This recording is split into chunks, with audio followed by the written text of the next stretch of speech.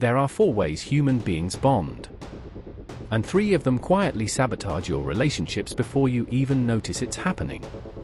One type is so wired for distance, it mistakes a healthy, loving partner for a threat. Another can't feel safe unless you text back within 90 seconds. And one, the rarest of all, wants closeness and fears it at the same time, so it pulls you in and pushes you away on a loop. By the end of this, you'll know exactly which one you are. And which one is most likely to push the people you love straight out of your life. So, which are you? Let's find out. Here's the uncomfortable part. You didn't choose your attachment style. It was installed. In the 1950s and 60s, a psychologist named John Bowlby and a researcher named Mary Ainsworth discovered something that changed psychology. The way your earliest caregivers responded to you, when you cried, when you reached out, when you were scared, wired a template into your brain. A template for one question: when I need someone, will they be there? Ainsworth proved it with a famous experiment called the strange situation. She watched how babies reacted when their mother left the room and came back. Some were upset, then easily soothed. Some panicked and couldn't be calmed. Some didn't seem to react at all, but their heart rate told a different story. Those reactions, at 1 year old, predicted how those people would love decades later. Fast forward to 1987. 2 researchers, Cindy Hazan and Philip Shaver, asked a bold question: what if that childhood template doesn't fade? What if it becomes the blueprint for adult romance? They were right. The way you bonded with a caregiver at age 2 is, statistically, how you bond with a partner at 32. The same fears. The same reaching. The same pulling away. So the chaos in your relationships might not be about your ex, or your type, or your luck. It might be a pattern that was running long before you met any of them. Here are the 4. In 1991, psychologists Kim Bartholomew and Leonard Horowitz mapped them out. For styles. First, secure. About half of people. If this is you, closeness doesn't scare you and distance doesn't destroy you. You can say that hurt me without it becoming a war.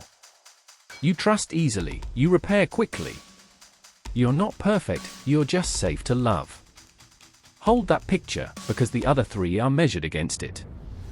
Second, anxious, sometimes called preoccupied. If this is you, love feels like a thing you could lose at any second. A slow reply spikes your heart rate. You overgive, overtext, overanalyze. You don't want too much, you just never feel quite secure, so you chase the reassurance that never fully lands. Sound familiar? Third, avoidant, or dismissive. If this is you, you learned early that needing people wasn't safe, so you became impressively independent. You're the one who feels suffocated when someone gets close, who needs space right when things get serious, who confuses distance for strength. You're not cold. You're armored. And fourth, the rarest, and the most painful. Disorganized, or fearful-avoidant. If this is you, you want love desperately and you're terrified of it at the same time. You pull someone in, then panic and push them away, then ache when they go.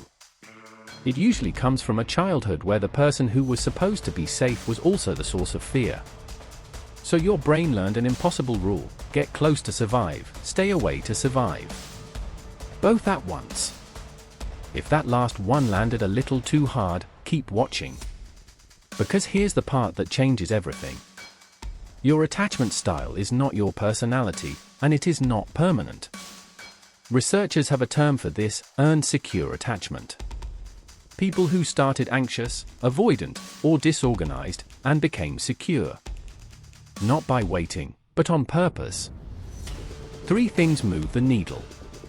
1. Awareness, just naming your pattern in the moment. That's my anxious side firing, strips it of half its power.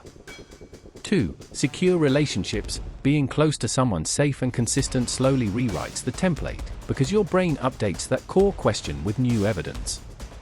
3. For the deeper wiring, especially disorganized, good therapy is the fastest known path. The pattern was installed. But you're the one who lives in it now. And it can be rebuilt. So if your relationships have felt confusing, or repetitive, or like you keep ending up in the same place with different people, you're not broken, and you're not bad at love.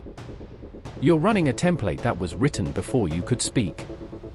Knowing which one is yours is the first time you get to read the code instead of just running it.